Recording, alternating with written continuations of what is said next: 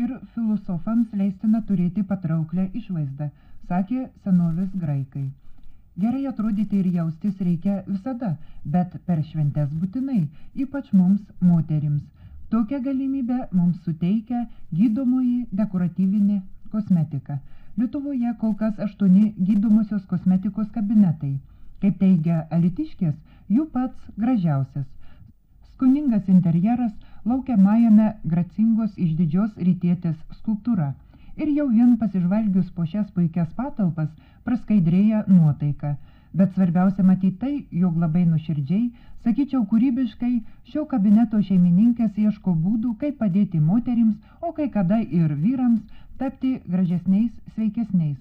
Gydytoja Birutė Stankevičienė su pasididžiavimu mums parodė, kaip dirba naujų austrų firmos Epilot aparatu. Juo galima be skausmo pašalinti veido išsiplėtusius kapiliarus, karpas nuo kaklo, nereikalingus plaukelius. Jums teko ir anksčiau šitas procedūras atlikti. Taip, kol neturėjom šito aparatą, mes dirbom su elektropeiliu, tai irgi koaguliatorius. Darydavom tą pačią procedūrą, reiškia kraujagyslių prideginimą, bet skirtumas labai didelis. Taip kad džiaugiamės, kad turime šitą aparatą, aparatas dirba labai gražiai.